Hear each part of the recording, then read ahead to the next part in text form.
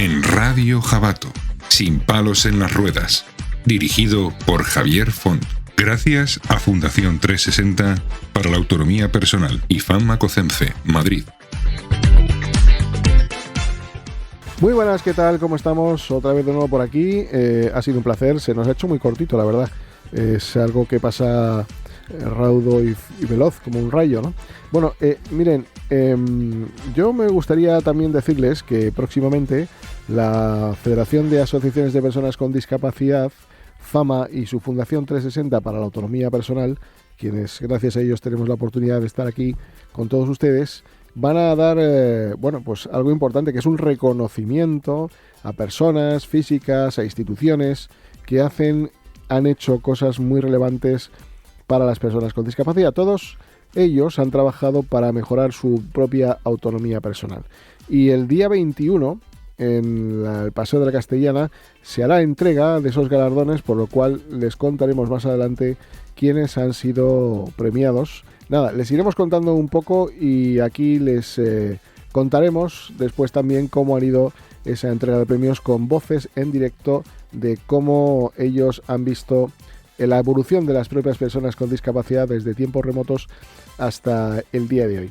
Pero hoy vamos a centrarnos en temas muy importantes, como cada día que estamos aquí con ustedes, contándoles cosas pues que seguramente les van a interesar. Vamos a hablar de un tema pilar y fundamental, que es un método oncológico nuevo que está dando muy buenos resultados. Pero antes también les voy a contar pues cuestiones relacionadas con cómo reacciona el cuerpo humano ante factores agresivos, ¿no?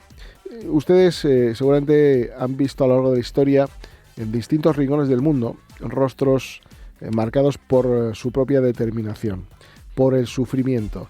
Hombres y mujeres que, al no encontrar otra forma de hacer escuchar sus demandas, recurren a lo que llamamos domésticamente, como diría aquel, huelgas de hambre como el último recurso de protesta.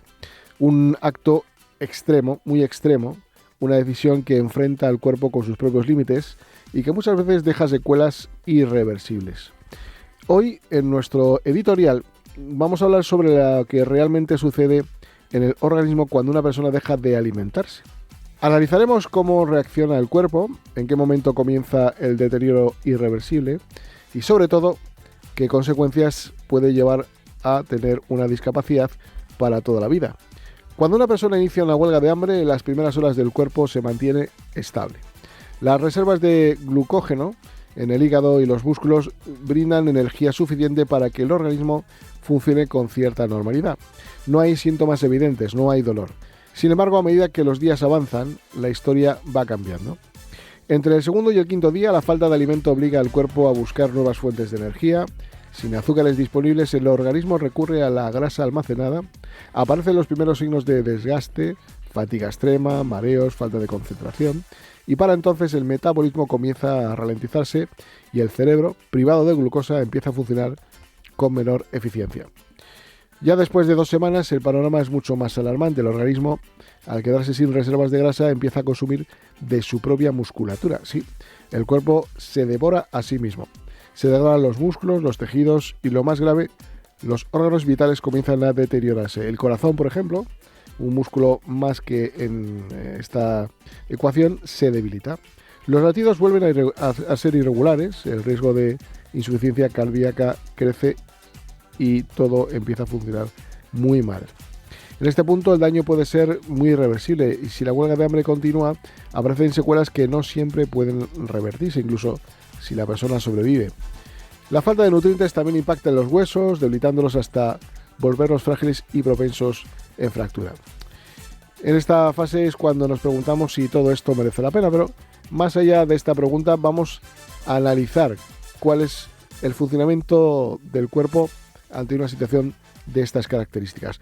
Pero por otro lado, vamos a hablar también de lo que hablaba antes de la oncología de precisión, que ha beneficiado significativamente a los avances científicos y tecnológicos más recientes, especialmente en China. Acuérdense que hablan de China como un lugar donde escasean los derechos humanos, ¿no? Pero curiosamente estamos observando cómo en los últimos programas hablamos mucho de China en temas de investigación clínica. Es algo bueno, que nos llama la atención, y de ahí también hacer un llamamiento para que ustedes oigan, vean todos los canales, todas las radios, toda la prensa, para sacar sus propias conclusiones y que nadie les cuente cosas, porque la manipulación a veces nos lleva a errores, ¿no? Fíjense China, en este caso. Ahí se han logrado descubrimientos muy notables. Miren, recientemente investigadores chinos han identificado marcadores proteicos claves asociados al cáncer de páncreas, y este hallazgo es fundamental, es crucial, ya que el cáncer de páncreas suele diagnosticarse en etapas muy avanzadas debido a la ausencia de síntomas tempranas de métodos de detección efectivos. La identificación de estos biomarcadores podría conducir al desarrollo de pruebas diagnósticas más precisas y tratamientos personalizados, mejorando las tasas de supervivencia de los propios pacientes. De hecho, un equipo de científicos chinos ha desarrollado una herramienta de inteligencia artificial capaz de predecir el origen de tipos de cáncer de origen desconocido. Esta tecnología analiza patrones moleculares y genéticos para identificar el tejido de origen del tumor, lo que es fundamentalmente para seleccionar el tratamiento más adecuado y mejorar el pronóstico del paciente. En 2016, oncólogos chinos inyectaron células modificadas genéticamente a un paciente con cáncer de pulmón, marcando un hito en la medicina de precisión. La verdad que esta técnica está permitiendo editar genes específicos para potenciar las respuestas inmunitarias contra las células cancerosas, abriendo desde luego nuevas e importantes posibilidades terapéuticas. Estos avances desde luego reflejan el compromiso y la investigación en ciertos países, y la medicina de precisión contribuyen significativamente al desarrollo de tratamientos más efectivos y personalizados. Así que de todo esto y mucho más vamos a hablar con voces autorizadas. Comenzamos. En Radio Jabato, sin palos en las ruedas, dirigido por Javier Font. Gracias a Fundación 360 para la Autonomía Personal y Famacocenfe, Madrid.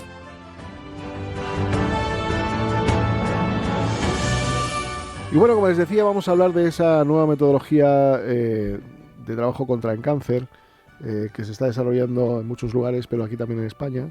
Y para ello hemos pedido que tuviera la amabilidad a la doctora Elizabeth Arrojo, que es médico especialista en ontología, que se pudiera acercar al estudio para contarnos un poco cuál es el trabajo que están desarrollando en base a ese tipo de investigación nueva que se está llevando para atajar determinados cánceres, que es la oncología de precisión. ¿Qué tal, doctora? ¿Cómo estamos? Pues muy bien, un placer estar aquí. Buenas tardes. Gracias por venir. Como decía, me gustaría que me pudiera explicar qué es la oncología de precisión. Pues la oncología de precisión lo que se basa es en precisamente, tal y como dice la palabra y valga la redundancia, en ser muy precisos, ¿no? En ser selectivos en el tratamiento, porque al final tenemos un problema. El cáncer significa células que se multiplican de forma descontrolada y anómala, y queremos eliminar esas células que se multiplican, pero claro, no queremos eliminar las células sanas, con lo cual todo lo que signifique tratamientos que vayan dirigidos de forma selectiva solo contra esas células nos pueden asegurar que logremos eliminar ese cáncer, ese tumor, pero sin dañar además a la persona sana, ¿no? Al tejido sano. ¿Qué tipo de terapia se está llevando a cabo para eliminar ciertos tumores, o en qué tumores podemos actuar con esta nueva tecnología o terapia? En realidad nosotros lo que hacemos se llama hipertermia electromodulada. En España lo conocemos como oncotermia, por abreviar un poquito el nombre, y lo que hacemos básicamente es calentar las células malignas de forma selectiva. Es oncología de precisión también. ¿Por qué? Porque la hipertermia ya hace muchos años, que de hecho se empezó a desarrollar en nuestro país desde el año 2006, está aprobada por el Ministerio de Sanidad, pero antes no era selectiva. Calentábamos los tumores con el objetivo de abrir los vasos sanguíneos que tienen en su interior, que son muy finos, frágiles, se rompen fácil, por ahí tiene que viajar la quimio, la inmunoterapia y le cuesta llegar. Y entonces al calentar vasodilatamos y facilitamos que lleguen los tratamientos. Pero antes los pacientes se quemaban porque no éramos selectivos. Con la hipertermia electromodulada somos capaces de calentar solo esas células malignas, dilatamos esos vasos intratumorales sin dañar el tejido sano, y además, y muy importante, hablábamos antes de cómo se estimula el sistema inmune, que es la clave en la curación del cáncer al final, y al calentar las células se las estamos enseñando al sistema inmune para que de forma selectiva pueda actuar contra ellas. Y doctora, ¿qué es la hipertermia electromodulada, para que nos enteremos los que no sabemos de esto. Claro, además la palabra es bastante rimbombante y difícil, ¿no? Básicamente lo que utilizamos es una cama que lleva un colchón de agua, debajo hay un electrodo que transmite ondas de radiofrecuencia. Los pacientes no notan nada, en realidad es como hacerse como una especie de ecografía, pero con unas frecuencias más altas de onda que atraviesan el cuerpo. Esas ondas tienen la capacidad de chocar de forma selectiva con las células malignas, porque las células malignas tienen muchas más cargas negativas que las sanas y es como que conducen mejor la corriente eléctrica, ¿no? Con lo cual el paciente está tumbado en la camilla, es una posición además habitualmente cómoda. Encima de la zona que queremos tratar colocamos otro electrodo, que es un aparatito redondo que va apoyado justo encima. El tratamiento no es doloroso, no es invasivo, las ondas atraviesan el cuerpo y van a calentar de manera selectiva el tumor con los objetivos que decíamos antes. ¿Cualquier paciente puede acceder a esta nueva terapia o hay que hacer algún tipo de análisis previo? Hay muy poquitas contraindicaciones realmente.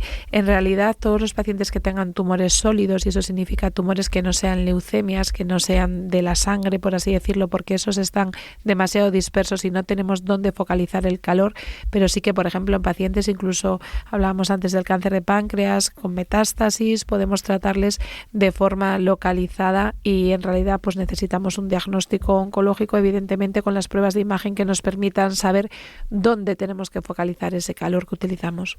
¿Y en qué se diferencia la oncología de precisión con la oncología tradicional? Pues en la selectividad, precisamente. La quimioterapia tradicional pues inevitablemente daña las células sanas. Eso es una limitación importante a nivel de las dosis y los posibles efectos secundarios para el paciente, que repercuten mucho en la calidad de vida.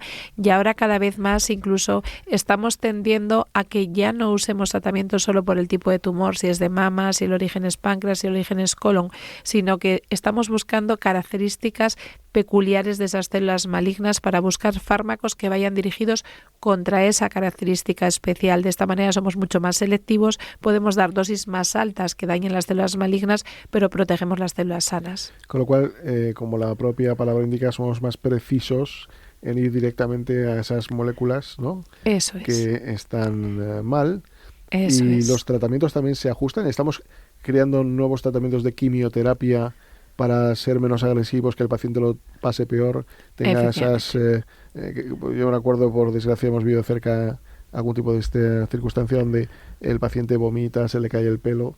Claro. ¿Eso ha cambiado? Claro, eso está cambiando. De hecho, las nuevas terapias están sustituyendo a la quimioterapia convencional. Tenemos la inmunoterapia, que al final todo lo que sea estimular el sistema inmune, como decía antes, nosotros con el calor le enseñamos las células al sistema inmune, porque el propio sistema inmune es capaz de eliminarlas, pero tiene que encontrarlas, ¿no?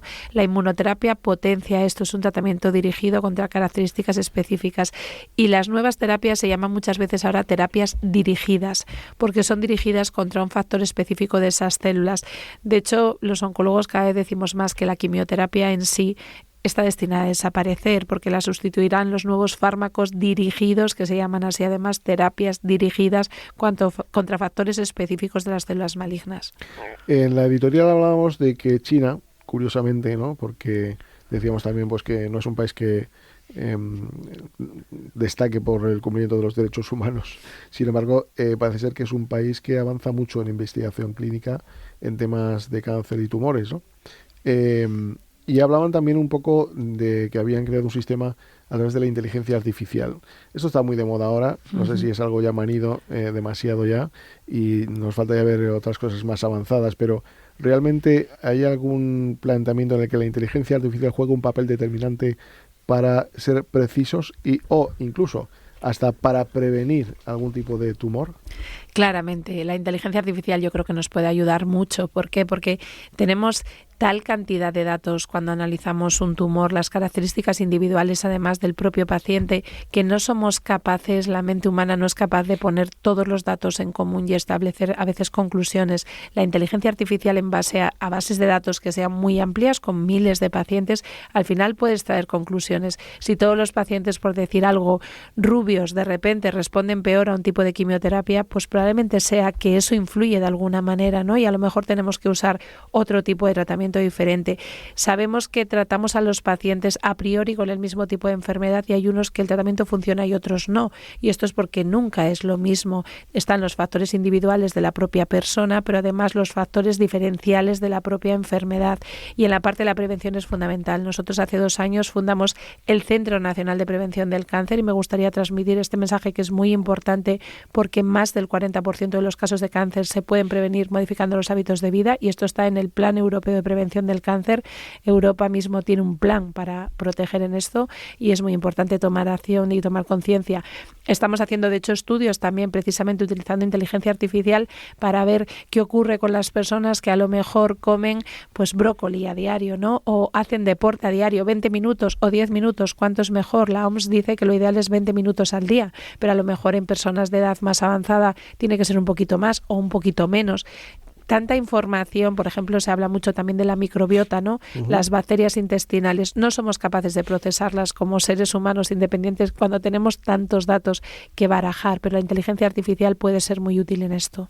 Estamos hablando entonces de que la inteligencia artificial lo que va a hacer es analizar profundamente los datos de los pacientes, ¿no? Para ver un poco la evolución histórica desde X tiempo hasta el día de hoy y ver de qué manera hay alimentos o hay circunstancias medioambientales o X que pueden estar alterando el sistema inmunológico porque quizás a lo mejor se detecte y despegue ese cáncer que pensábamos que nunca teníamos, ¿no? ¿Puede estar latente un cáncer? Eso es, puede estar latente un cáncer. De hecho, células se dividen mal todos los días en el organismo, a todos nos ocurre, pero el sistema inmune las ve y las elimina.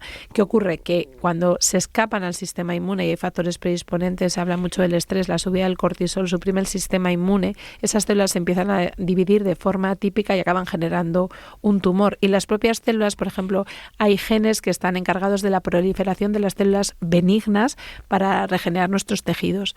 Esas propias células, cuando una se divide mal, el sistema inmune no la ve, se convierte en un tumor, porque además son células que quieren proliferar porque están diseñadas, han nacido para eso, ¿no?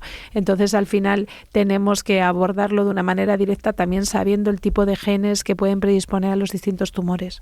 Y doctora, curiosamente, cuando a alguien le diagnostican desgraciadamente una enfermedad de ese nivel, evidentemente se piensa lo peor, pero yo creo que podemos estar hablando de que hay un alto porcentaje de personas que salen para adelante. Estaríamos en el 80% aproximadamente, ¿no?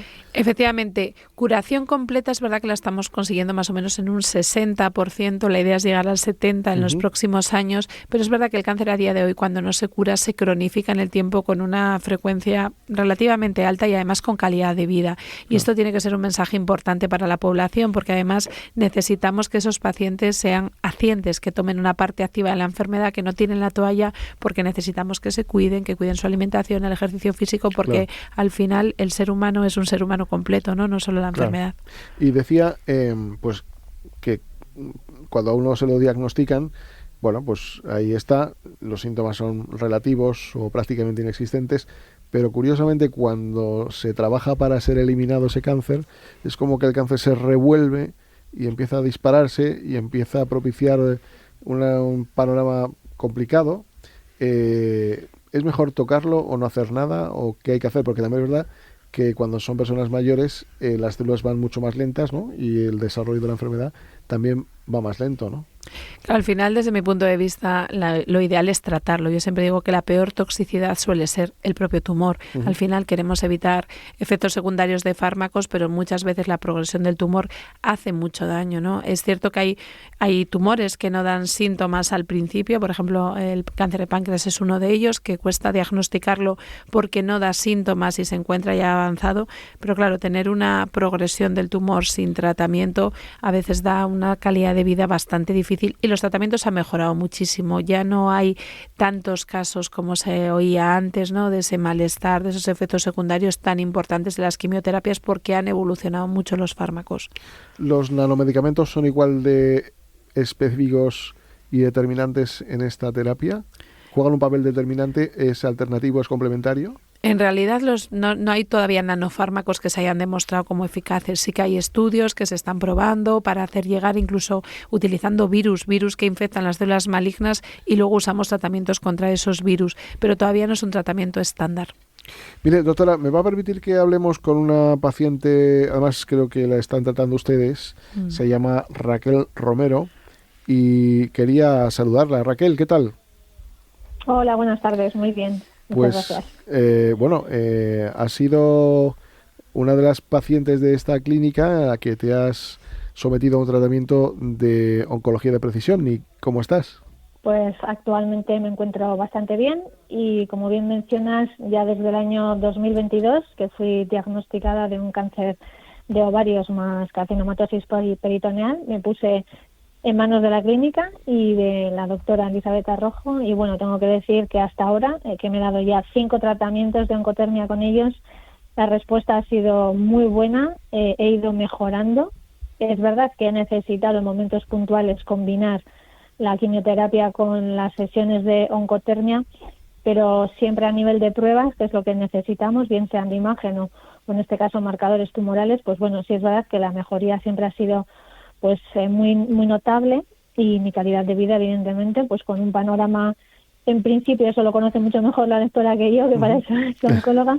El panorama desde luego ha sido muy muy bueno, muy esperanzador, porque bueno, ya voy camino casi de 3 años, algo que en principio no parecía posible, y me encuentro a día de hoy bastante bien, pendiente ahora de un escáner a finales de este mes, pero bueno, muy muy satisfecha y desde luego muy muy contenta con haber elegido esta opción también. Seguro que irá bien ese escáner. ¿Cuáles fueron tus principales síntomas que dijeron, uy, aquí pasa algo? Pues en un primer momento yo no tenía tampoco síntomas, digamos, muy muy llamativos, pero lo que ya quizás dio la voz de alarma fue una sensación de hinchazón en el abdomen durante 24 horas, constante. Fue una sensación de empacho continua y entonces ya en ese momento es cuando saltaron las voces de alarma en el hospital y ya con pruebas un poco más concretas como fueron, por ejemplo, una resonancia magnética, también me hicieron escáner, entonces ahí ya salió que bueno, era ya un cáncer de ovario, lo que pasa que ya avanzado, había hecho una metástasis en el abdomen y bueno, había múltiples lesiones y bueno, la verdad es que la cosa pintaba bastante mal. Oye, ¿y qué impacto ha generado en ti el tratamiento? ¿Has tenido molestias? Que decir, imagino que lo has pasado por quimioterapia, no sé, Sí, radioterapia. quimioterapia, sí, no, radio no, quimios llevo bastantes, pero es un poco lo que comentaba antes la doctora, lo que es en sí la oncotermia no causa ningún tipo de dolor, lo ha explicado perfectamente, te tumbas en una camilla, en una cama, en un colchón de agua. Durante ese tiempo, bueno, yo muchas veces me he quedado dormida, o sea, para que te Sí, hagas una idea de cómo puedes estar, ¿no? De lo cómodo que puedes llegar a sí. estar. Y luego, pues no tienes, evidentemente, ningún efecto secundario sobre ese tratamiento y, de hecho, algún síntoma que sí pueda producir, en este caso la quimioterapia, yo sí tuve, por ejemplo, caída de pelo, pero sí es verdad que con la oncotermia, o sea, no notas prácticamente nada, o sea, yo he podido comer perfectamente, mi estómago se ha encontrado bastante bien también y en general la calidad de vida es que es prácticamente, de hecho hay personas que no dan crédito a que esté pasando por un cáncer, porque me ven tan bien que porque saben que estoy en esto, ¿no? Pero no porque mi físico o porque yo misma esté demostrando signos de pues un cuerpo, pues digamos, un poco más demacrado por la propia enfermedad. Entonces, pues bueno, para mí haber combinado las dos cosas, pero sobre todo, pues bueno, el haber podido tener esta oportunidad de la oncotermia, vamos, ten en cuenta que ya son 5 tratamientos, entonces Claro. algo tiene, ¿no? Porque si no, evidentemente, no avanzas tanto, no llegas a 5 tratamientos. Entonces, yo creo que es una opción muy, muy interesante y que la gente también debería conocer, ¿no? Porque a veces igual la gente puede quedarse más en lo convencional, tener un poco miedo a las cosas que no se conocen, a veces la mala información, pero bueno, vamos, yo estoy encantada y hemos conseguido, pues primero que siga aquí, en FIFA, Claro, por pero que supuesto. además tenga calidad de vida, que al final se trata de eso, de que puedas también vivir y llevar una Ujú. vida pues más o menos estable, ¿no? Porque también no es cuestión de estar con dolor en la cama o casi no poder salir de casa. Entonces, pues bueno, yo creo que es un acierto total. ¿Ya haces vida normal? ¿Desde Yo en cuándo? este momento no puedo trabajar porque actualmente estoy con quimioterapia también. Ujú. Mi enfermedad está estable, pero es lo que comentaba la doctora. Hay casos, por ejemplo, como el mío, donde la enfermedad pues probablemente se cronifica y entonces pues bueno, pero estamos en ello. He terminado recientemente de hecho la oncotermia ahora en febrero, casi a finales, Y pues bueno, vivo con mi madre y puedo hacer, digamos, pues bueno, una vida no a nivel laboral, porque evidentemente estoy todavía en tratamiento y tenemos ahí unas pequeñas lesiones, pero si me permite por lo menos hacer entre comillas, una vida normal, lo que sería para mí en base a las circunstancias que tengo ahora, ¿no? No con respecto a una persona sana, pero sí puedo hacer cosas, digamos, básicas, que es fundamental también. Al ser una terapia innovadora, te explicaron todo y tú decidiste, venga, vamos a probar. Sí, a mí me explicó la doctora en qué consistía y la verdad es que me pareció muy interesante. Entonces ya desde el principio notamos, bueno, yo en mi caso y mi familia también, vi mucha mejoría. Entonces, porque yo ya partía de una situación realmente complicada. Cuando ya me pongo en manos de la doctora Elizabeth Arrojo, pues bueno, ya el cáncer mío estaba bastante avanzado, pero los resultados la verdad es que fueron muy llamativos porque, por ejemplo, a nivel de marcadores tumorales bajaron muchísimo. De hecho, pude llegar a la operación, se me pudo intervenir. Es cierto que lo tuvimos que hacer a través de un hospital privado, pero bueno, sí que pudimos llegar a eso y luego, pues bueno, durante todo este tiempo, desde el 2022 hasta ahora, hasta marzo de 2025, pues bueno, todas las pruebas han dado que bueno, ha habido mejoría y a día de hoy, por ejemplo, hay estabilidad. Entonces estamos pendientes también de la prueba, pero bueno, es un tratamiento que desde luego ayuda muchísimo. Uh-huh. Y como decía también ella, no siempre igual se consigue 100% en todos los casos, ¿no? Pero eso no quita para que por lo menos uno lo intente y yo lo sigo intentando, claro, desde luego. Raquel, nos alegramos mucho de tu recuperación, sigue ahí luchando, seguro que el escáner que te van a hacer va a salir fantástico y bueno, pues que vaya magnífico todo porque además estás en buenas manos. Gracias por todo. Gracias a vosotros. Venga, hasta siempre. Un beso, Raquel. Doctora, ¿cuándo la evidencia científica nos indica que podemos empezar a dar los primeros pasos con esta terapia? La evidencia científica en esto ya existe desde hace años, pero como decíamos antes, parece increíble, ¿no? A veces, pues China, Japón son líderes en este tipo de terapias, ¿no? Sí. La medicina, y hace poquito hablaba con un experto en inteligencia artificial precisamente sobre esto, avanza tanto y en tantos lugares que a veces nos cuesta llegar a esos avances. Y la inteligencia artificial nos va a ayudar también a esto, a saber qué se está haciendo en otros sitios. De hecho, yo aprendí de esto en Estados Unidos. Yo estaba en Estados Unidos trabajando, era coordinadora de investigación en un hospital bastante importante en Estados Unidos, y yo volví a España y fundé la clínica y empecé con esta terapia para tratar a mi madre. Mi madre había sido diagnosticada con un melanoma, tenía metástasis cerebrales, se habían acabado las opciones de tratamiento y no había nada más que hacer, ¿no? La clínica IMOA nace en ese momento precisamente con esta necesidad, ¿no?, de intentar algo. Y ya había evidencias científicas, pero no fue fácil porque no era muy conocido, ¿no? Mi madre 6 años después está viva, libre de enfermedad y en perfectas condiciones, la verdad, con muy buena calidad de vida. Y al final la evidencia científica existe y también hay una cosa importante. Hay muchas veces que buscamos esa evidencia comparando grupos de pacientes, ¿no? A un paciente le damos el fármaco A y al otro el fármaco B y vemos qué pasa. Pero cuando a un paciente que está enfermo con un cáncer, que está avanzando, le damos un tratamiento y hay una respuesta, el tumor se reduce, pues muchas veces no necesitamos ese comparativo, ¿no?, con otra cosa. Ha funcionado con un tratamiento único, quiere decir que el tratamiento funciona, ¿no? Y esto, claro, es importante. Sobre todo porque la medicina no son matemáticas puras. Eso es. Y cada cuerpo reacciona de una manera. Eso es. Hasta incluso las vacunas a veces reaccionan de una distinta. De alguna manera hay también otras terapias como son las células CAR-T. ¿Es complementario o es otra terapia distinta? Son distintas, en realidad esos son como linfocitos que modificamos, o sea, células de nuestro propio sistema inmune que nos defienden, que las modificamos para dirigirlas directamente contra los tumores. Es un tratamiento muy interesante. A día de hoy no se han hecho estudios combinados con la oncotermia, con la hipertermia electromodulada, y esto sería muy interesante. ¿Por qué?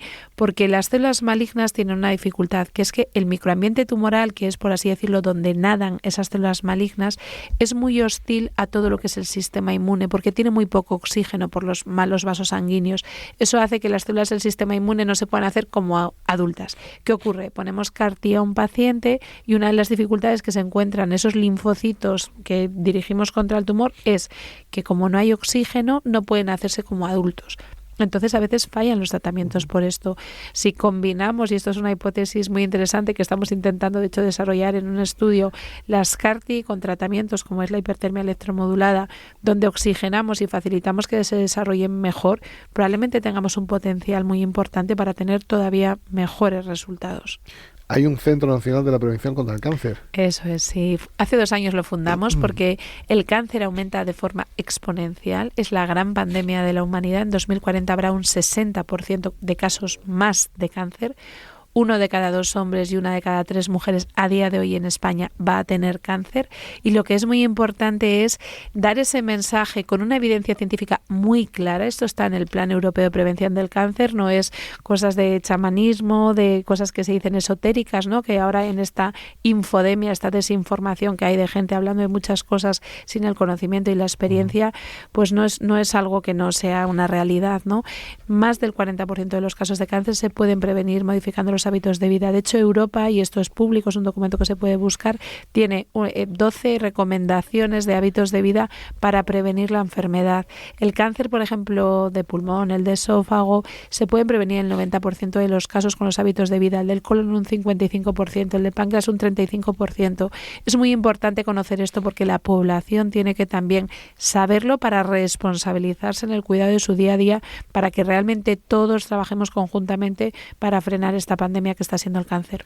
Hay una red internacional, por decirlo de alguna manera, en el que se traspase la información entre países. Lo digo porque muchas veces hay gente que, claro, entra la desesperación lógica, desesperación de querer curarse, y bueno, hemos oído incluso hasta gente famosa que se ha ido a Houston. ¿No hace falta ya irse a Houston? ¿En España podemos tener los mismos tratamientos? Podemos tener, pero a veces no los mismos. Esto es un problema importante. De hecho, dentro de España la sanidad es muy desigual. Hay una campaña de la Asociación Española contra el Cáncer que dice: tu código postal importa más que tu código genético frente al cáncer. La sanidad es muy desigual en el mundo en general y en nuestro país también.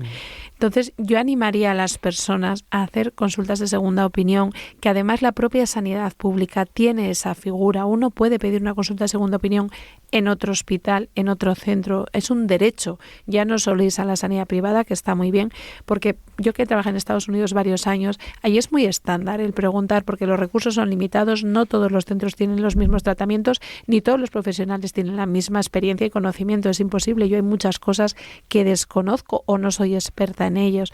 Entonces, transmitir el mensaje de que es muy importante las segundas opiniones, y también el mensaje de que esas segundas opiniones tienen que estar avaladas por profesionales con la experiencia y el conocimiento adecuados, porque ahora mismo estamos en un momento donde la gente en situaciones de desesperación, como es lógico, pues se agarra un clavo ardiendo, ¿no? Y confía en personas que no son profesionales, que no tienen formación, que no tienen experiencia, diciendo cosas que no tienen ninguna base científica y que no solo no ayudan, sino que muchas veces perjudican, y hay que ser muy precavidos con esto. Usted, que ha estado en Estados Unidos, permítame que le haga la pregunta siguiente, y es: ¿qué diferencia puede haber para que uno diga me voy a Estados Unidos o aquí? Es decir, en un tratamiento sobre un mismo cáncer, ¿qué tipo de tratamiento hay en un país y en otro?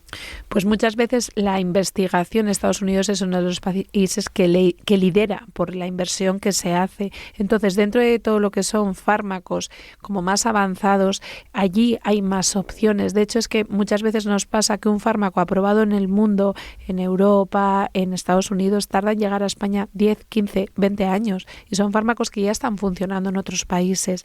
Entonces, es cierto que todo esto hay que hacerlo con mesura. Los pacientes tienen que saber que los ensayos clínicos son gratuitos para los pacientes, o sea, en realidad los financian farmacéuticas, y que también hay que ser cautelosos. ¿Por qué? Porque hay veces que uno cree que los ensayos clínicos, los pacientes piensan que es lo mejor que les pueden ofrecer, pero no dejan de ser un experimento, que pueden tener efectos secundarios. Hay ensayos fase 1, 2 y 3. Los fase 1 significa probar efectos secundarios, ni siquiera eficacia. Entonces siempre tenemos que evaluar muy bien si tenemos un tratamiento alternativo que pueda funcionar, que esté demostrado. Yo recomiendo habitualmente irnos a algo con evidencia científica. Si no lo tenemos, por supuesto, podemos explorar opciones, pero siempre también con un poco de cautela. Hay ensayos clínicos que incluso prueban un fármaco en experimentación frente a placebo, claro, el grupo que le toca placebo, pues a lo mejor tenemos otra opción, ¿no? Entonces siempre hay que pues hablarlo muy bien, que uno pida información, el paciente tiene todo el derecho del mundo a tener información para poder tomar decisiones en la medida mejor posible, con la mayor información posible. Podríamos decir que quizás Estados Unidos tenga una regulación que, cumpliendo, entiendo, los estándares de seguridad para los pacientes, permita que los procesos se aceleren, ¿no? Y que de alguna manera lo que habría que esperar aquí 20 años, si ya lo tienen allí, es el momento de irse para allá, ¿no? Claro, esto es importante. Es lo único, me refiero. Esto es importante, pero también hay una diferencia a nivel de los profesionales, porque es verdad que Estados Unidos también por el riesgo de las demandas y todo esto, la legislación es rígida. Pero allí los profesionales, yo en mi contrato de mi hospital tenía la obligación de investigar, pero tenía tiempo para ello también. Dentro de la jornada laboral había un tiempo destinado a investigación. Y allí los profesionales tienen ese apoyo para avanzar, y es que además es una responsabilidad de los propios profesionales. No vale lo que aprendo en la residencia y ya me sé eso para el resto de mi carrera profesional, no, sino que tengo la obligación de seguir formándome, seguir investigando, pero me ayudan y me apoyan, ¿no? Como en España, que tenemos que hacerlo los ratos libres mientras estás en casa con tus 3 niños y de repente estás estudiando, escribiendo un artículo científico, ¿no? Con lo cual, el potenciar esto, el además que los investigadores, que el esfuerzo es muy grande y muchas veces investigamos para demostrar que algo no funciona, y eso es frustrante. Mucho esfuerzo, queremos que funcione, cuando no funciona es difícil, ¿no? Doctora, frustrante es que me tenga que despedir de usted porque se me quedan tantas cosas en el tintero que la verdad que es impresionante. Por lo tanto, seguramente volveremos a encontrarnos y hablar, porque es un tema que nos llama mucho la atención, y además ha sacado un tema importantísimo porque nos gusta mucho lo que hay fuera, además de lo que hay dentro también, y bueno, pues nos parece súper interesante que la gente esté al corriente e informada de que hay tratamientos especializados. Una última pregunta rápida así. ¿Pareciera que el tratamiento podría ser el último recurso o no? O quiero decir, ¿esto se utiliza ya cuando la gente está muy mal y pasa a esta terapia, o se puede hacer de primeras? El tratamiento se puede hacer inicialmente. De hecho, yo siempre digo que el cáncer o la enfermedad en general nunca es un enemigo pequeño. El poder resolverlo pronto siempre facilita, la calidad de vida va a ser mejor y nos da más opciones de éxito. Pues doctora Elizabeth Arrojo. Perdón, muchísimas gracias por estar aquí, suerte y que vaya todo bien. La verdad, gracias por su trabajo que salva muchas vidas. Un placer, muchas gracias. Gracias por todo.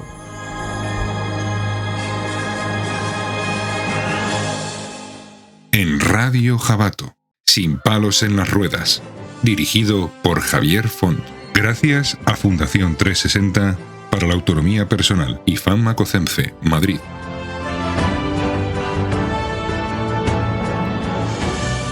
Bueno, pues otro de los puntos en los que hemos dicho en la editorial que íbamos a hablar no es ni más ni menos que algo que, bueno, hemos visto en muchas noticias cuando hay pues grandes reivindicaciones serias, muy potentes, hacia quienes nos gobiernan, y para ello pues ponemos en riesgo la salud de nuestro cuerpo, nuestras vidas, ¿no?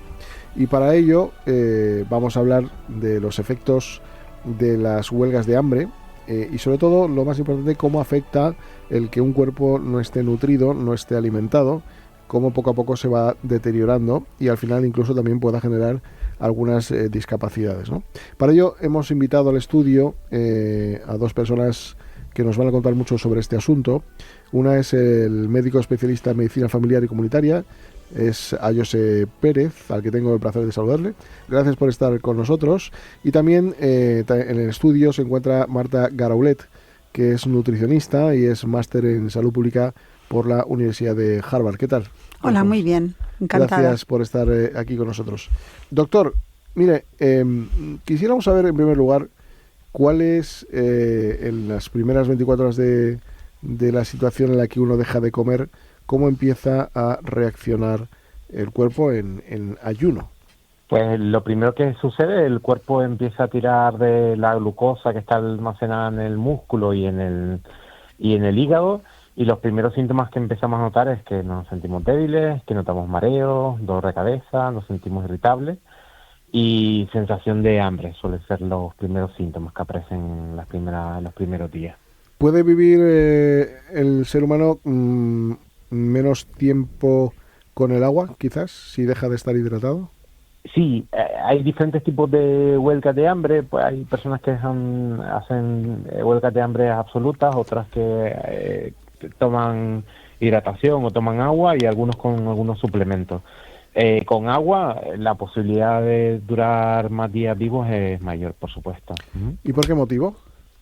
La hidratación nos permite, de acuerdo, pues que el efecto del ayuno prolongado sea más duradero, de acuerdo, el riñón está hidratado, tenemos hidratados los órganos. Una deshidratación severa nos produce un fracaso renal, no tenemos volemia en nuestro torrente circulatorio y hace que la cascada del fracaso multiorgánico sea mucho más rápida.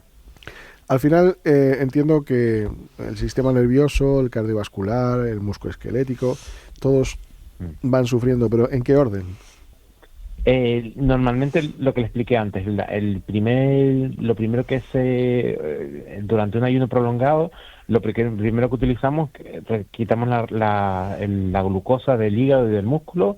Posteriormente empezamos una fase de cetosis y empezamos a utilizar la grasa que tenemos por todo el cuerpo.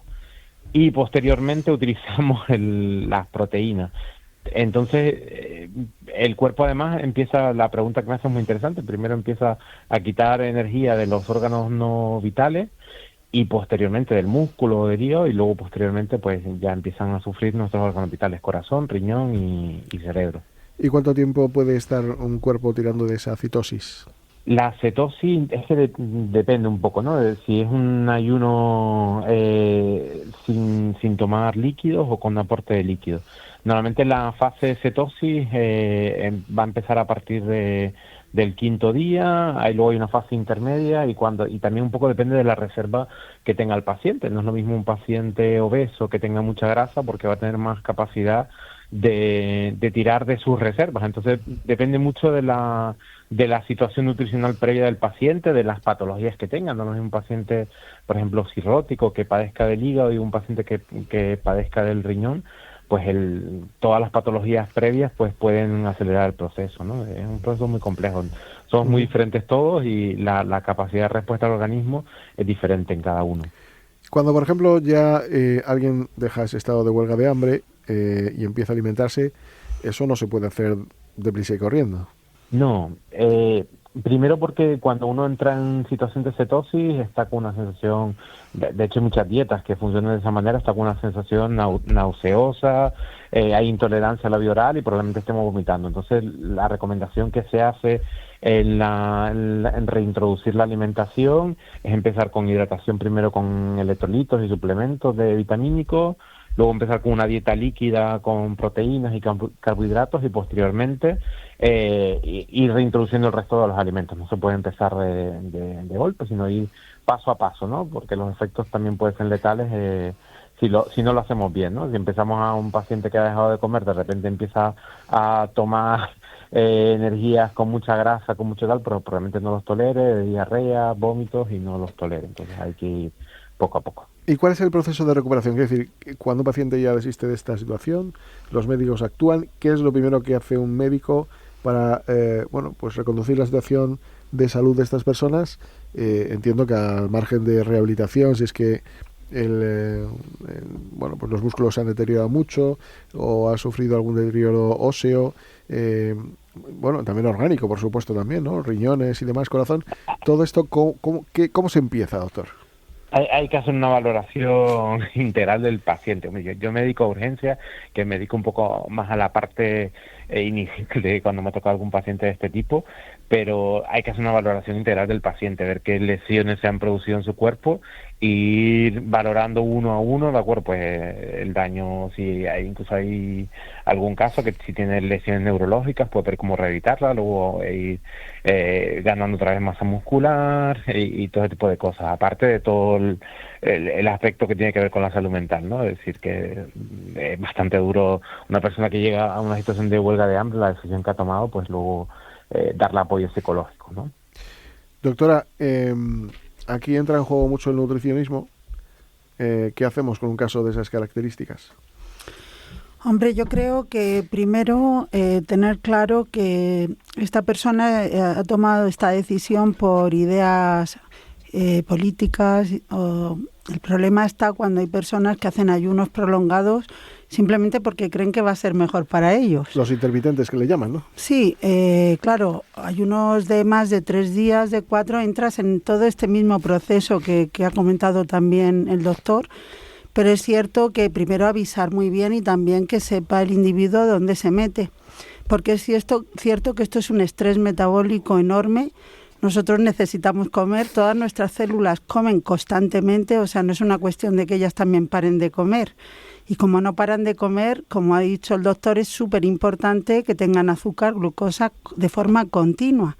Entonces, claro, primero coge el azúcar, como ha dicho él, luego el glucógeno, pero el glucógeno del músculo no se puede coger porque se defiende, ya que si cada vez que no comiéramos nos gastáramos el músculo, el glucógeno, no podríamos salir corriendo si tenemos un problema, claro, ¿no? Pero el glucógeno hepático moviliza agua, además, en cada molécula, 4 moléculas de agua. En un día y medio hemos perdido 1,5 litros de agua. Y claro, eso también es la base de las dietas cetogénicas, que crees que pierdes peso y claro que lo pierdes, pero es agua, es 1,5 kilos de agua en 2 o 3 días. Claro, y evidentemente los niveles, como puede ser el azúcar, no sé, otro tipo de niveles sanguíneos, se descompensan. ¿Cuáles son los que más se llevan la peor palma? Hombre, el organismo es muy sabio, entonces él va a coger lo que pueda de todos lados. Entonces, dependiendo de en qué momento estemos, pues lo coge del glucógeno, lo coge de la grasa, el momento keto, o lo coge ya peor de los músculos, de nuestros órganos, que es ya la gluconeogénesis. Pero quizá uno de los temas más importantes es la movilización de músculo, que claro, si te cargas el músculo del corazón te mueres. Uh-huh. Y la segunda es todos los electrolitos, porque claro, nuestro corazón funciona gracias a los intercambios de sodio, potasio y calcio. Y todos estos electrolitos se desequilibran totalmente y eso es lo más grave. Realmente, incluso en casos de bulimia, se ve que la gente puede morir por estos problemas de electrolitos. Como decíamos antes, una persona puede estar sin alimentos sólidos más tiempo que sin líquidos, ¿no? Sí. También el azúcar juega un papel determinante, ¿no? Sí, a ver, vamos a ver. El azúcar no es un nutriente esencial, significa que nosotros podemos formarlo a partir de otros, pero claro, si no hay nada, pues lo formamos, nos comemos nuestro propio cuerpo. Pero todos los nutrientes, todos los tejidos, todas las células, nosotros cuando hacemos cultivos, por ejemplo, en una placa Petri de tejido adiposo humano, le ponemos azúcar en lo que es el medio de cultivo, porque todos buscan, aparte del suero fisiológico, el azúcar. Y doctora, imagínese usted que le da una analítica, el resultado de una analítica. Tiene triglicéridos a 450, sí, colesterol a 367, azúcar disparado a 240. Sí. Cuando uno reduce esa vida de mala alimentación que hemos llevado, a lo mejor comidas, es reversible. ¿Podemos hacer lo que se acelere ese proceso de reequilibrio de esos niveles? Bueno, todo va a depender, como ha dicho el doctor, del grado de daño que hayamos tenido con esta decisión, ¿no? Porque claro, si ya hemos llegado a que hemos dañado el riñón o el hígado, o hay unas transaminasas altas, o hay un daño hepático, no es tan fácil recuperarse. O sea, claro, todo depende hasta dónde hayamos llegado, claro, en este proceso de deterioro, ¿no? Lo decía porque, hay estudios de alimenticios donde se hace la prueba directa con personas donde comen ultraprocesados, lo que llaman comida basura, sí, vaya. Y otra, igual, incluso son hermanas gemelas, sí, que comen una alimentación sana, saludable y sobre todo de alimentos frescos. Sí. Y una está disparada y la otra, sí, está con los niveles normalizados cuando también los tenía disparados, ¿no? Es decir, sí, que ahí está muy claro que hay una clave de la alimentación, sí, que es coma usted sano, claro, y fresco. Totalmente. Siempre hemos tenido claro coma usted sano, pero yo tengo claro, desde el año 89 que me fui a Estados Unidos a hacer mi máster, 2 años que engordé 16 kilos, que también hay que comer fresco, porque a lo mejor yo tomaba las mismas calorías, que es lo que comentas tú de claro, este estudio, pero claro, yo recuerdo que abría la nevera y no reconocía los alimentos, estaban todos en cajas. Al niño yo le daba, un niño que yo cuidaba haciendo el máster, unas gominolas de vitamina D, otras de A. Claro. no había ni una cuchara, no se sabía lo que comían. Y claro, llegado a ese extremo es que no tiene nada que ver unos nutrientes en una fuente alimentaria fresca que en unos alimentos ultraprocesados. Nos tenemos que obsesionar con la comida de tal manera que, por ejemplo, cuando uno compra no sé, imagínese usted una bandeja de gambas que está envasada, ¿no? Estas supuestamente frescas, ahí hay colorantes y conservantes. Ahí también lo hay. Sí, pero tampoco podemos ir a la locura, porque volver a comer como en el siglo XVIII es imposible. Es decir, ahora mismo las fabricaciones y la industria alimenticia o alimentaria no tiene nada que ver con la anterior, entiendo. Claro. Era más sano, más artesano antes. Sí, pero igual que en la ropa no podemos vestir como antes, todo evoluciona, las casas, todo cambian con cosas buenas, cosas malas. También la industria nos aporta ahora unas facilidades, por ejemplo, para hacer una dieta mediterránea rápida, que ahora no tenemos tiempo, pues te abres un bote de legumbres o una cebolla ya cortada. Luego hay alimentos procesados que son muy sanos, por ejemplo, una lata de tomate tiene una disponibilidad de licopeno mayor que el propio tomate. El alimento es muy complejo, tiene muchos principios activos que no son propios nutrientes.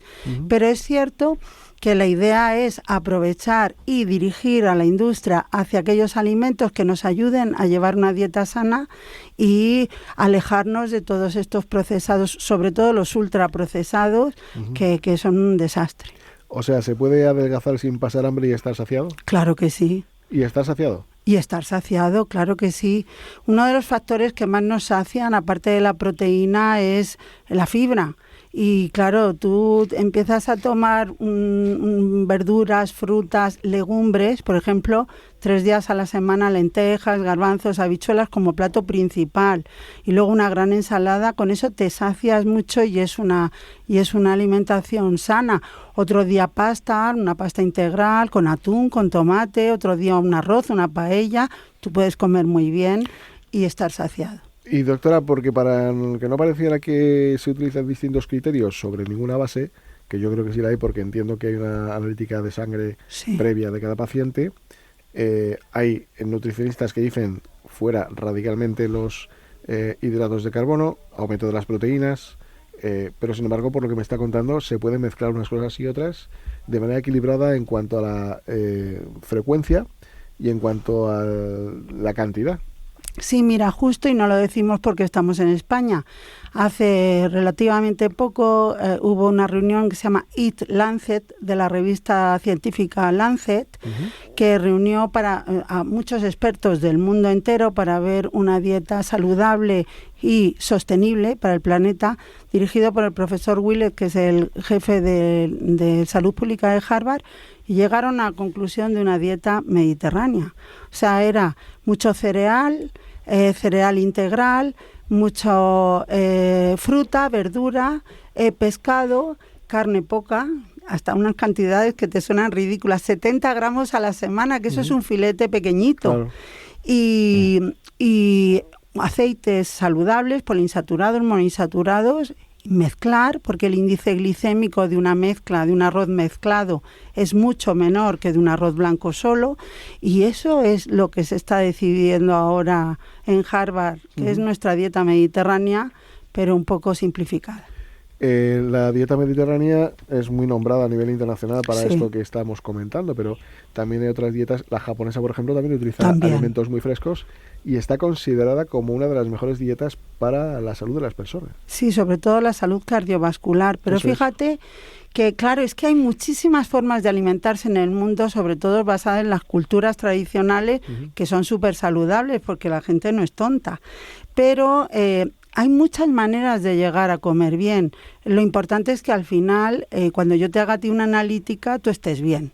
Entonces, a mí me da igual que tú te tomes tu vitamina A o tu vitamina C en una forma de un limón o una forma de un alimento propio de Japón. Sí. Lo que quiero es que en tu conjunto sea sano. Y fíjate que la variedad, por ejemplo, eso también está todo el mundo de acuerdo, al menos 50 alimentos a la semana que tú comas variado, va a asegurar que tú tienes todos esos nutrientes de una manera o de otra. Claro.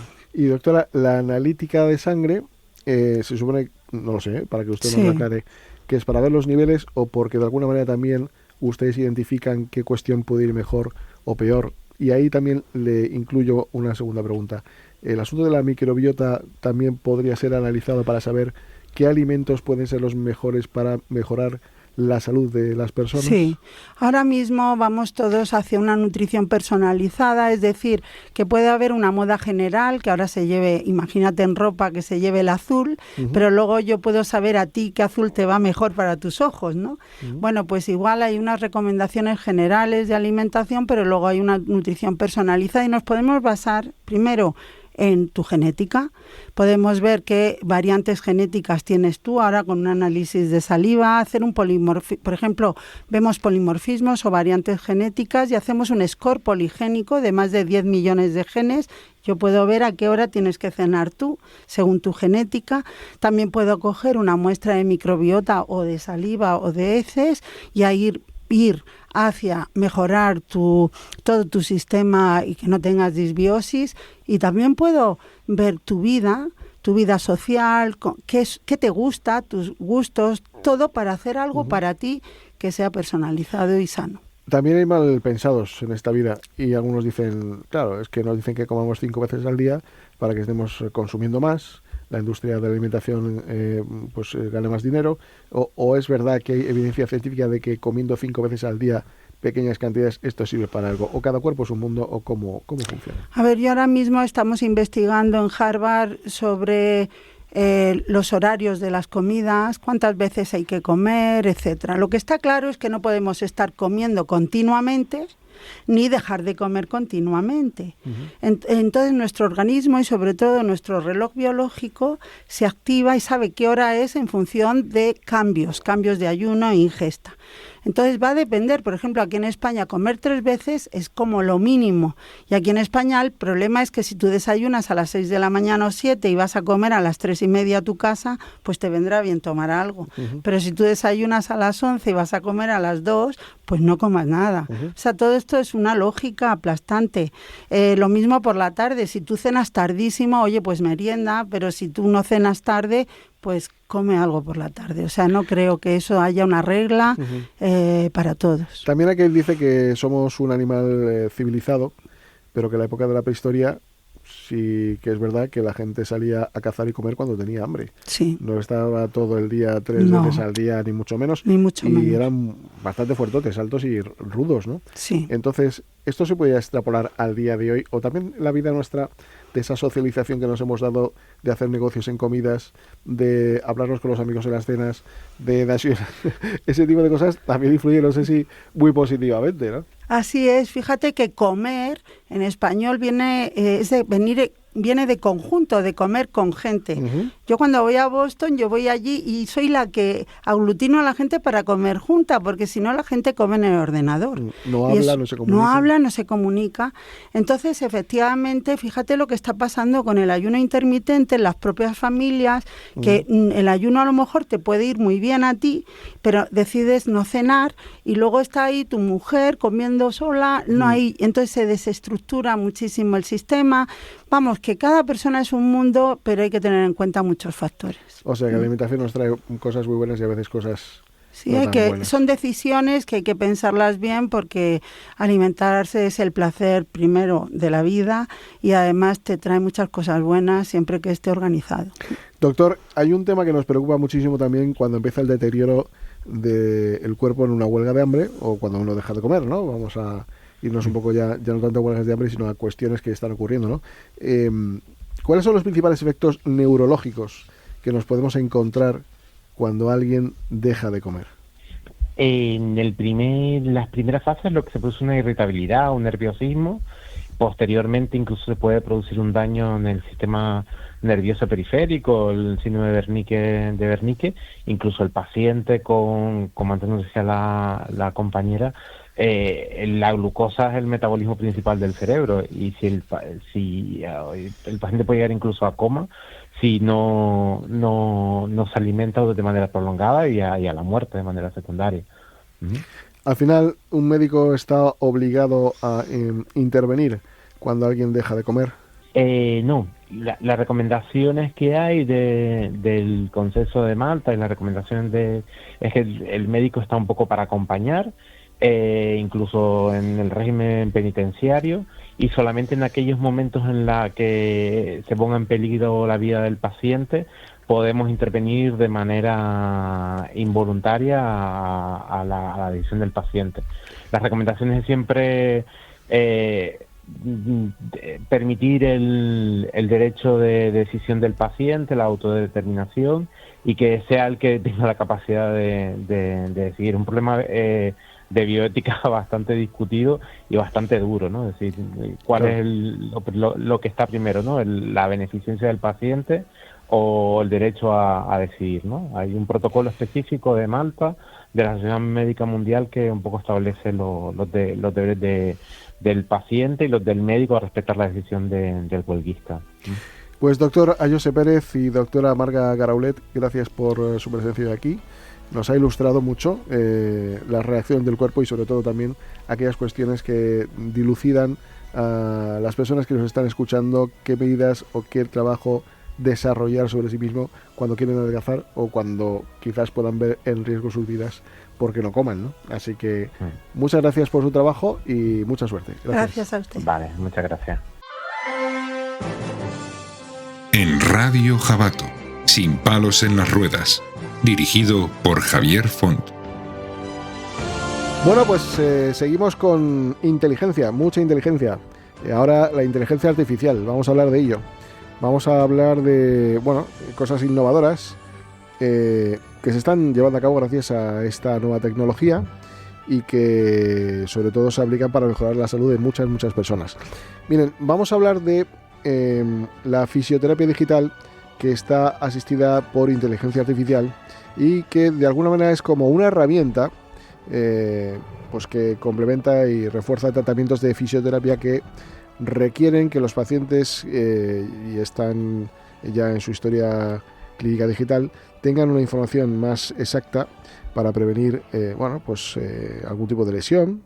Y la puesta en marcha de esta herramienta se inscribe en los programas de telemedicina de Ibermutua y de utilización de la inteligencia artificial en los procesos sanitarios y diagnósticos. Miren, tenemos al otro lado del teléfono a Joaquín Torres, que es coordinador de fisioterapia y ocupacional de Ibermutua. Joaquín, ¿qué tal? ¿Cómo estamos? Hola, ¿qué tal? Buenas tardes. Muchísimas gracias por atendernos. Y quería preguntar, claro, porque hablamos de inteligencia artificial, todo ya lleva inteligencia artificial, y sí le quería pedir de manera detallada, clara y muy didáctica, cómo podemos, a través de las ondas, entender este proyecto que aparentemente a todas luces es muy interesante. Pues a ver, como tú bien dices, yo creo que estamos un poco como incluso sobredimensionando la inteligencia artificial, ¿no? A nivel de fisioterapia, pues el proyecto, dentro de su complejidad, es un proyecto sencillo. A ver, nosotros hemos intentado, sobre todo, adaptarnos a los tiempos, es decir, subirnos al tren de lo que entendemos que es lo que se debe hacer hoy por hoy y sobre todo en salud, básicamente por compromiso, ¿no? Es decir, si hay algo que para nuestros pacientes puede ser beneficioso, pues yo creo que tenemos que implementarlo, ¿no? Y entonces, realmente con el proyecto nosotros lo que hemos pretendido es, por un lado, poder crear tratamientos digitales, ¿vale? Hemos visto que hay patologías que igual podrían abordarse solo de una forma digital, ¿vale? Sobre todo siempre relacionado con ejercicio terapéutico, que es donde existe más evidencia científica de que este tratamiento digital va a ser efectivo, ¿no? Pero siempre con supervisiones presenciales periódicas. Hemos pretendido también complementar, como bien decías tú, has explicado muy bien al principio, complementar los tratamientos que hacemos presenciales en nuestros más de 100 centros que tenemos en Ibermutua a lo largo de toda España, ¿vale? Acompañar al paciente en determinadas situaciones que ellos mismos nos han demandado frecuentemente. Es decir, es típico el paciente que te dice, oye, y el fin de semana que no vengo a tratarme, ¿qué puedo hacer en casa? O incluso imagínate un paciente que tiene un problema personal que le impide desplazarse 2 días a nuestro centro. Oye, ¿y qué podría hacer estos días, no? Pues también queríamos llegar un poco a ese ámbito de tratamiento, ¿no? O incluso en pacientes posquirúrgicos, después de la intervención quirúrgica, aunque en quirófano o posquirófano se les explica una serie de ejercicios, etcétera, etcétera, claro, igual a veces no es el mejor momento, ¿no? Entonces muchos de ellos pues tienen necesidad de información y de qué hacer, qué no hacer, cómo hacerlo, y sobre todo de supervisión, ¿vale? Porque con esto también lo que intentamos mejorar es la supervisión en tiempo real al ejercicio que está realizando el paciente. Ahí es donde influye la inteligencia artificial o donde interviene, ¿vale? Luego queríamos... Dime. No, perdón, siga, continúe. No, que hay mucha evidencia, por ejemplo, también en el sentido de que la adherencia al tratamiento va a ser mucho mayor cuando metemos este tipo de herramientas, ¿no? Y eso tradicionalmente también... todos habréis ido alguna vez al médico o al trauma o al fisioterapeuta incluso y os ha dado una hojita con ejercicios, ¿no? Eso ya pretendía mejorar esa adherencia al tratamiento, pero claro, sigue siendo muy baja, ¿vale? Esa adherencia al tratamiento en casa. Entonces, bueno, pues será una forma también de intentar mejorar esa adherencia, ¿no? Y luego, pues asesorar y guiar a las personas siempre en la realización de esos ejercicios, ¿no? Y que esa IA, esa inteligencia artificial, les ayude a que lo hagan de una forma correcta. O sea, algo que ellos demandaban, como te decía. Oye, que es que no sé si estoy levantando el brazo demasiado, o es que si estoy haciendo el gesto demasiado intenso o muy rápido, etcétera, etcétera. Entonces es verdad que la IA le va corrigiendo en tiempo real, ¿vale?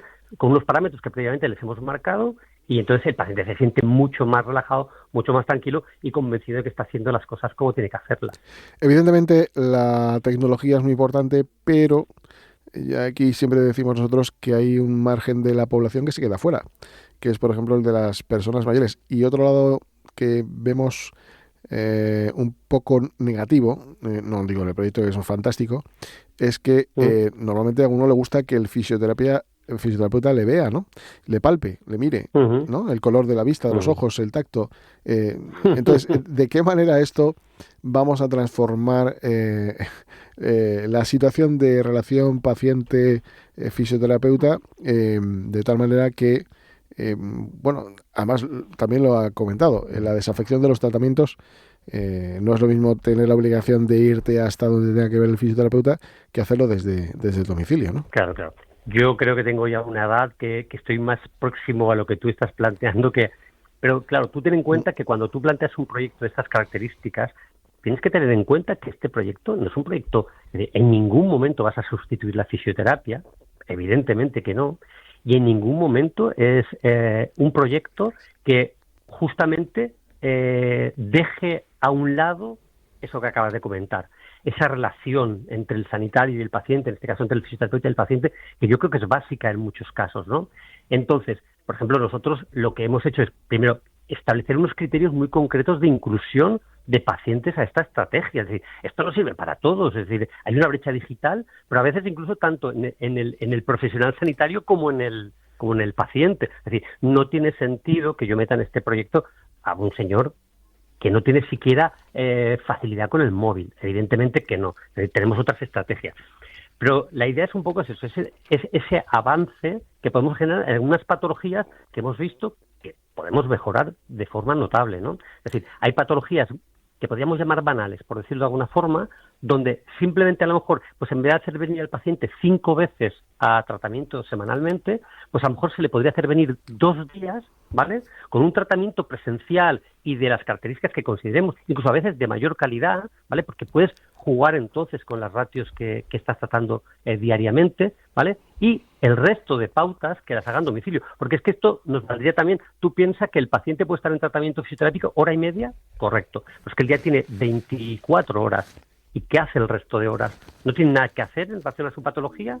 Seguramente que sí, seguramente que hay que orientarle también. Entonces yo creo que con todo eso contamos. Yo siempre creo que es una estrategia que complementa, nunca sustituye, no tendría sentido. Claro, hay una cuestión, vamos, yo creo que es pura lógica, ¿no? Que la fase aguda tendrá que ir presencialmente, un fisioterapeuta le tendrá que tratar. Imagínense que se ha roto, pues no sé, la rodilla y hay que hacer estiramientos. Pues hombre, entiendo yo que el fisioterapeuta en la fase aguda le tratará, le hará presiones para mover la rodilla, observando si hay dolor o no hay dolor, la rojez, en fin, todo tipo de cuestiones. Y entiendo que ya en una fase posterior será cuando podamos hacer la aplicación de la IA en un momento en el que el paciente se va al domicilio, ¿no? Y entiendo que esto es así, y en ese caso, ¿qué tipo de pacientes ya podrían entrar en este tipo de programas? Pues mira, te hago primero una matización sobre lo que has dicho, porque es cierto que en esa fase aguda muchas veces el tratamiento tiene que ser mucho más controlado, ¿vale?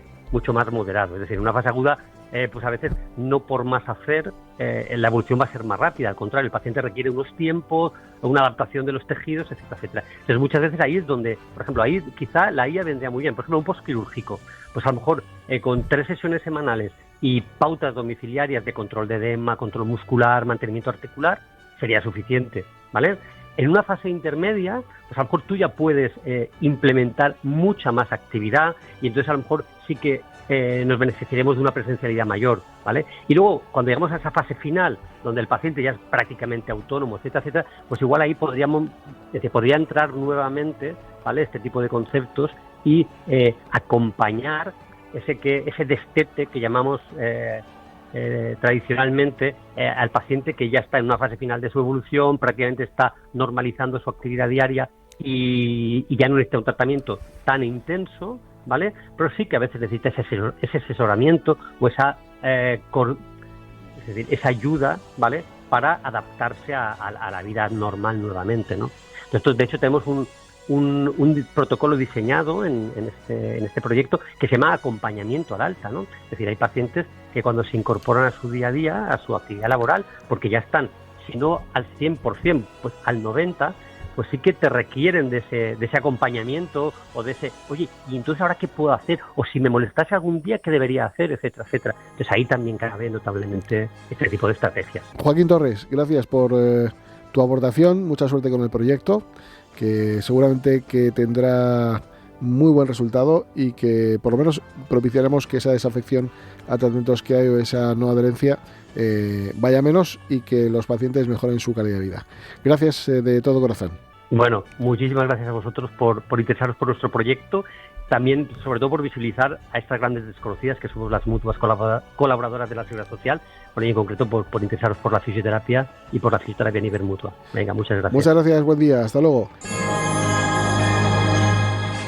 En Radio Jabato, sin palos en las ruedas, dirigido por Javier Font. Gracias a Fundación 360 para la Autonomía Personal y FAM-Macocemce, Madrid.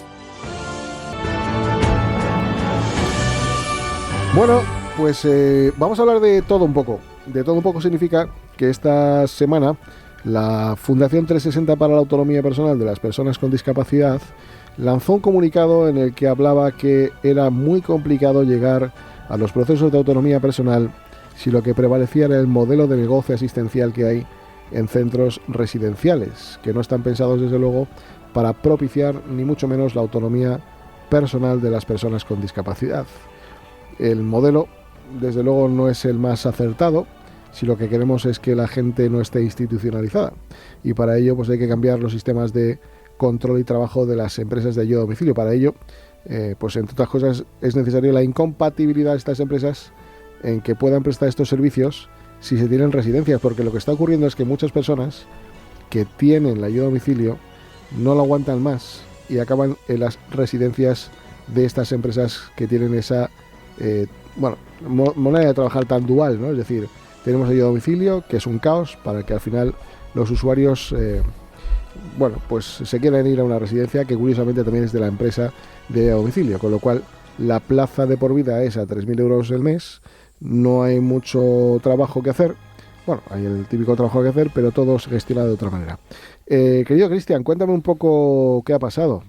Hola Javier, buenas tardes. Pues efectivamente, la verdad es que bueno, pues uno de nuestros oyentes y de nuestros lectores pues ha leído nuestro artículo y ha estado viendo y nos ha querido manifestar un poco el caso que le pasa con su madre, que es una gran dependiente, tiene una dependencia de grado 3, entonces él es su cuidador no profesional y bueno, él es funcionario y ha solicitado a la Generalitat de Cataluña una adaptación del puesto de trabajo y bueno, pues de momento se la están denegando y no está pudiendo pues estar al cuidado de su madre. Entonces, bueno, pues nos ha escrito que, bueno, pues que pretenden, que si tiene que dejar voluntariamente el trabajo o que tenga que poner a su madre, trasladarla a una residencia para su cuidado, y nos comentaba un poco pues que desconocía si se estaban vulnerando pues el derecho a cuidar de su madre de una manera digna o el derecho a ser cuidada sin que su hijo tenga que digamos, dejar de trabajar para ello. Entonces, bueno, pues nos ha manifestado todo este caso un poquito de la situación que se encontraba de acuerdo a nuestra nota de prensa.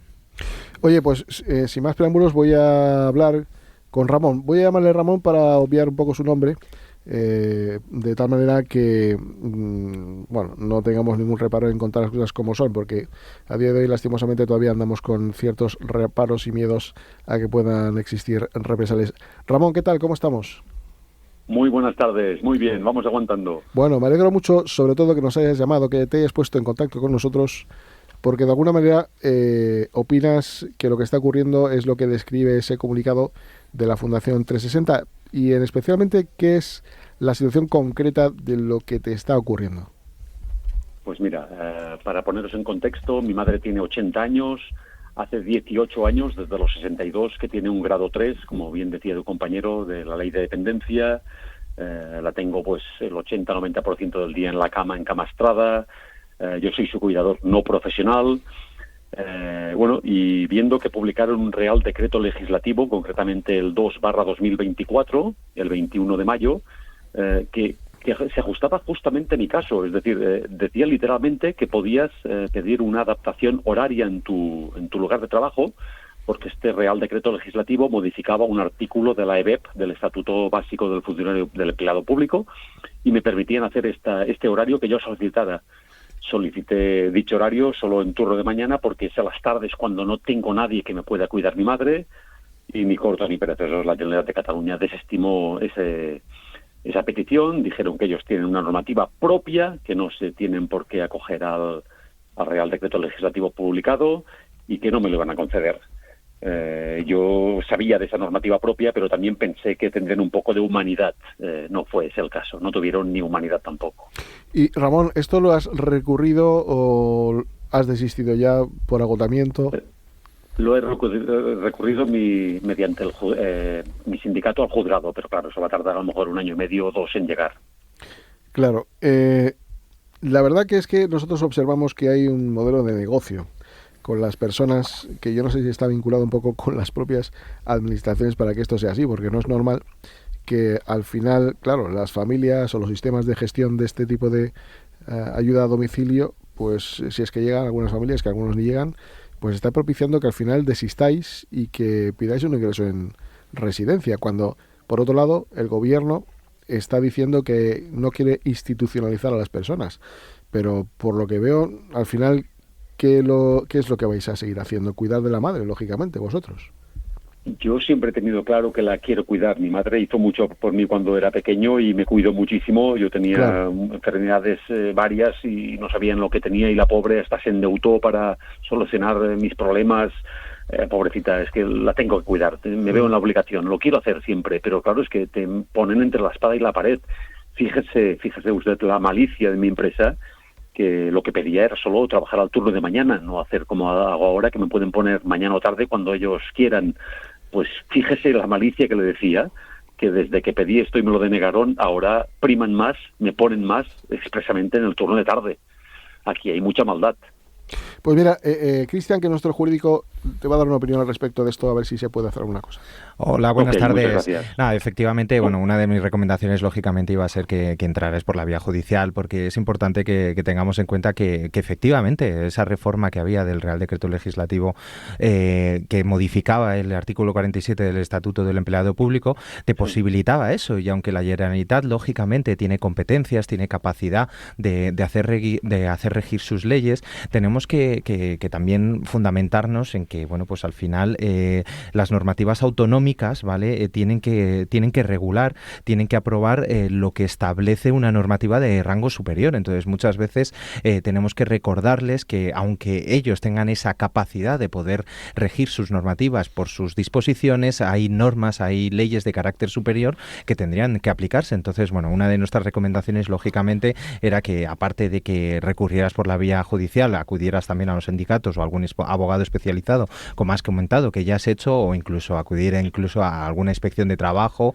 y sobre todo pues defender ese principio de no discriminación y ese derecho a la conciliación que tan bien refleja y recoge ahora mismo el artículo 47 que mencionabas tú, que posibilita esa conciliación incluyendo el cuidado a familiares. Entonces, ya te digo, nosotros desde aquí te queríamos desde luego apoyar a que hicieras valer tus derechos y a que trabajaras en ello, porque desde luego esa conciliación tiene que hacerse real, y más en estos casos que bueno, pues que tratan con personas tan delicadas, y sobre todo que hay que defender los derechos de las propias personas con discapacidad. Sin duda, y tanto que sí. Pues Ramón, agradecemos tu llamada, tu valentía y tu coraje por seguir ahí atendiendo a la madre, aunque desde luego que la Administración tiene que saber que los impuestos deben servir para algo, que hay normativa estatal, que hay, una cuestión que se llama derechos humanos y que al final, bueno, pues que tienen que prevalecer.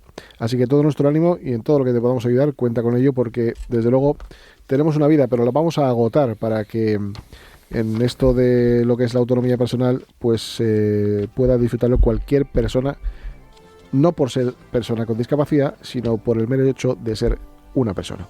Gracias, Ramón. Muy agradecido y muchas gracias por el servicio que prestan. Saludos. Un abrazo fuerte. Continuamos. Gracias. En Radio Jabato, sin palos en las ruedas, dirigido por Javier Font. Gracias a Fundación 360 para la autonomía personal y FAM Macocemce, Madrid. Pues ¿cómo está el patio? ¿Cómo está el patio, querido Tony Melero? ¿Qué tal? Muy buenas radio oyente, muy buenas Javier, buenas Cristian. Está internacional y nacional. Como sabes, siempre intento traer con la ayuda de Alejandro una noticia de fuera y otra de dentro. La de dentro rápidamente. Sofía Suescún y Kiko Jiménez, no sé si les ubicáis, pero bueno, personajes, sí, claro, por no dar muchos más datos habituales de la prensa rosa española, publicaron en redes una fotografía que ellos mismos salían con una foto que parecía ser de una ecografía. Pero la cosa es que ¡chan, chan!, no está embarazada. Esto era una ecografía que ella había hecho representando como cuando sus perritos iban a nacer, como si fuesen sus hijos. Entonces ha recibido multitud de críticas de intentar hacer ver que está embarazada para conseguir visibilidad en redes. Hacer caja. Efectivamente. Luego ha recogido cable, que esto es muy de WhatsApp de ahora, el recoger cable. No te ha pasado nunca que te equivocas y ahora tenemos un tiempo prudencial para eliminarlo. Queda feo, pero queda muy feo, es que hay notas de audio que quedan peor. Dices, eso, rápido. Yo creo que habría que quitar eso de este mensaje se ha eliminado porque queda horroroso. Queda feo. Sí, que ponga simplemente un simbolito que tú sepas que se ha eliminado. Ya, pero entonces perdería la gracieta, ¿no? De hecho, si abrimos el melón de audios de WhatsApp, Javier, no acabamos, porque para mí existen varios tipos de personas. Las que lo escriben y lo mandan y ya está, aunque se equivoquen. Sí. Y las que cuando se traban o tal, le dan a eliminar y vuelven a grabar, que ahí no sale que lo has eliminado. ¿Cuántas disputas hay ahora por ese tipo de mensajes que jamás pensamos que pudiera ocurrir así? ¿Eh? ¿Y qué habías puesto? No, nada. Bueno, sería una. Sí. Y luego están también los que mandan el audio y se escuchan su propio audio. Esos también están. Eso es como ir al baño a hacer aguas mayores y mirar la obra que has hecho. Sí. Bueno, vamos con la noticia internacional. Ahí la dejamos rápidamente. Sí. Carlos III no ha escatimado en gastos cuando se trata de proteger a la reina Camila. Es una noticia que rescata Hola, y es que acaba de gastarse el rey Carlos III 3,5 millones de euros para comprar una finca que está al lado de la casa donde estaba Camila, para que no la moleste nadie. Y esta noticia quería comentarla rápidamente. Uno de los primos lejanos de Carlos III, amigo del programa, que hace tiempo que no viene, el rey emérito, don Juan Carlos I. Hombre, ¿cómo está? Claro, os cuento rápidamente. Mira, Javier, la cosa es que Camila compró una casa hace 30 años al separarse de su marido Andrew Parker. Arranca el Andy. Es que en inglés no me sale. Donde ella estaba tranquila en esa casa, y entonces Carlos, que tiene dinero como yo, pues ha comprado la finca entera. Cada uno, esto es una declaración de amor. Hay quien escribe poesía o canciones, hay quien compra casas, ¿no? Cada es como uno, una porcelana que no quiere que se rompa, ¿no? ¿Quién, la casa o ella? Ella. Perdón, es que tengo alergia allí en Abu Dhabi. Bueno, y me da tiempo rápidamente. Que es que somos así, los que tenemos dinero, 3,5 millones tampoco es tanto, parece mucho, pero tampoco es tanto. Pero es que así somos los que tenemos dinero, atajamos el problema de raíz. Será por dinero. Si hubiese sido otro, habría vendido la casa. Carlos dice, pues yo te compro la finca de al lado. Esto es como si vas al cine y tienes dinero y te molesta el de al lado porque come palomita. me compro el cine. Exacto. Que no me gusta la película, me compro a Tarantino. A la que me productora. haga una película. Si te compras a Tarantino puedes tener el cine En abierto casa. hasta el amanecer. Era un chiste cinéfilo. Y acabo porque mi amigo Boris Izaguirre me dijo que se quedó con ganas la última vez de hacer una buena cuarteta a estas dos noticias. Vamos a ver, Boris, ¿qué tienes escrito para nosotros? Bueno, muy buenas a todos. Quería hacer membrana, ¿no? Membrana, sí. Era una palabra preciosa, pero cuando intento ir de listo, pues viene el diccionario y me pega en la boca. No pasa nada. Pero bueno, que es una combinación de tercetos, cuartetas y sonetos, que dice algo así. ¿Ter qué? Tercetos, cuartetas y sonetos. Vale. No necesariamente en ese orden. En ese orden Ni en ese género y número. Vale, joder. Vale. Bueno, dice, Sofía y Kiko parecía que estaban embarazados, mostrando la ecografía, los dos bien abrazados. Engañando jugaron con las ilusiones de la gente y a nadie dejó indiferente que después de ese posado, enseñando a un nuevo ser humano, nos demos cuenta que mienten y no han estado acertados. Hay otro tema puntero, el del rey Carlos III, mostrando que el que tiene dinero puede comprar cualquier terreno. Su amor es bonito y tiene buena pinta al comprar por su amada ese pedazo de finca. Desde España veremos, sentados en una silla, la relación de Carlos y Camilla. Si se pronuncia como es, rima sonante y queda peor, así que Camilla. A 3,5 millones ha sido el montante. Que no molesten a su mujer, para él es lo importante. No tienen nada que ver las dos noticias que ven, la ecografía que nos han colado y la casa del rey inglés. Las dos son historias de enamorados y por la felicidad desde al lado a veces dan un traspié, pero es que errar es humano. Qué bonito, bonito. Ese público maravilloso que nos ha costado un bocata de chorizo para todos ellos. Gran aplauso. Bueno, pues desde luego todo un éxito, ¿eh? Todo un éxito. Y esto me dicen que puedo decirlo rápidamente. Esto es como cuando dicen, ¿puedo saludar en los programas de televisión? Pues saludo. Quería dar un saludo a todos los que vengáis, que el viernes 28 de marzo estaré en la sala del Teatro Off Latina. Ya hay 20 y tantas entradas vendidas, así que bueno, la sala no es muy grande. Animar a la gente que se pasen a las 8 menos cuarto de la tarde en el Teatro Off Latina, calle de los Mancebos 4, 28 de marzo, viernes a las 19:45. Tony Melero estaré allí con varios personajes, con mi show El humor de cada década. Pues ir. Que me ahogo más rápido, no puedo. Ir porque merece la pena. Yo te conozco y sé que eres un gran profesional. Así que gracias. Muchas gracias. Yo voy a decir otra cosa. Yo quiero que a nuestra asociación Afibrón, bueno, pues a ver si podemos colaborar con ellos en una campaña de crowdfunding que hay para, bueno, pues publicar un cuento que al final no es un cuento infantil, pero que de alguna manera explica lo que es la fibromialgia y pretende pues ilustrar, enseñar a toda la sociedad todos los pormenores, pero también las cosas positivas que hay para salir de esa enfermedad o por lo menos para sobrellevarla. Así que en la página web de afibron.org tienen la posibilidad de hablar con todos ellos.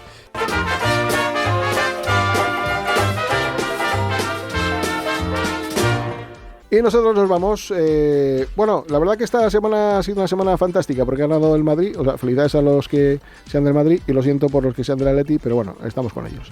Así que nada, seguimos. Tarde de fútbol y excelente semana para todos. Un abrazo y sean felices.